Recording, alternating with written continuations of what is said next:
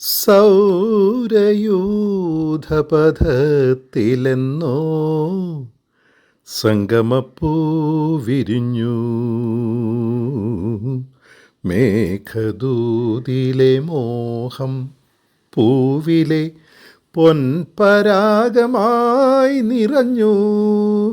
സൗരയൂഥപഥത്തിലെന്നോ സംഗമപ്പൂ വിരിഞ്ഞു.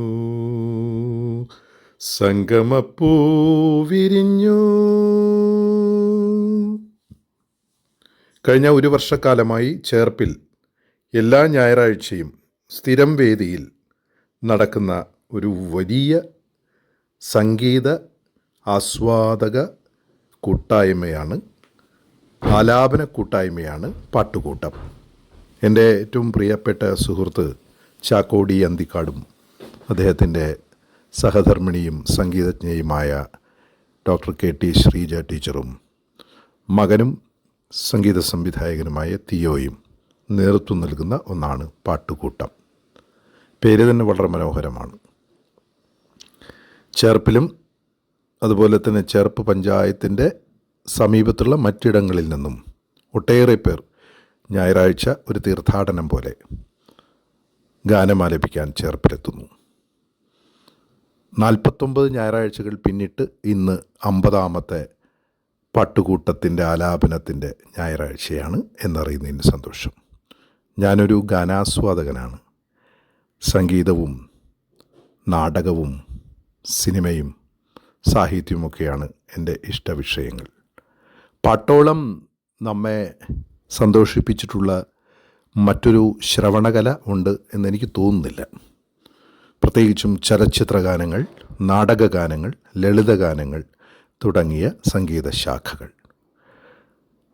പാട്ടുകൂട്ടത്തിൻ്റെ ഈ ഒരു പരിശ്രമം, അതല്ലെങ്കിൽ ആഹ്ലാദകരമായ പരിശ്രമം, ഇഷ്ടപ്പെട്ടത് ചെയ്യുന്ന, ആലപിച്ചുകൊണ്ട് ആളുകളെ രസിപ്പിക്കുന്ന ഈ പരിശ്രമം 50 ഞായറാഴ്ചകൾ പിന്നിടുന്നത് ചരിത്രമാണ്. ഇത് ഗിന്നസ് റെക്കോർഡിലേക്ക് പോകും എന്ന് തന്നെ ഞാൻ വിശ്വസിക്കുന്നു. ഇതിന് പിന്നിൽ പരിശ്രമിക്കുന്ന ഇതിൻ്റെ പിന്നിൽ പരിശ്രമിക്കുന്ന ചാക്കോ മാഷും ശ്രീജ ടീച്ചറും തിയോയുമെല്ലാം അഭിനന്ദനം അറിയിക്കുന്നു. കേരളത്തിൻ്റെ സാംസ്കാരിക തലസ്ഥാനത്തിൻ്റെ മേളകലയുടെ ആസ്ഥാനമായ ചേർപ്പിലാണ് ഈ സംഗീത സദസ്സ് എല്ലാ ഞായറാഴ്ചയും ഉയരുന്നത്. ഇത് 50ാമത്തെ ഞായറാഴ്ച. ഈ പരിപാടിക്ക് എല്ലാവിധ ആശംസകളും നേരുകയാണ്. ഈ സംഗീത അരങ്ങ് തീർക്കാൻ വേണ്ടി സ്ഥിരം ആലാപന വേദി ഒരുക്കിയ ജയൻ കോമ്രേഡിനെ അഭിനന്ദിക്കുന്നു. ജയൻ കോമ്രേഡിൻ്റെ അങ്കണമാണ് ആലാപനത്തിൻ്റെ വേദി.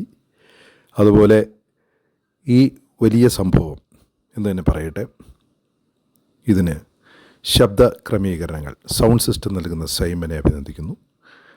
പാടാൻ വരുന്ന ഓരോ ഗായകരെയും സ്നേഹപൂർവ്വം, ഹൃദയപൂർവ്വം അഭിനന്ദിക്കുന്നു, ആശംസകൾ നേരുന്നു.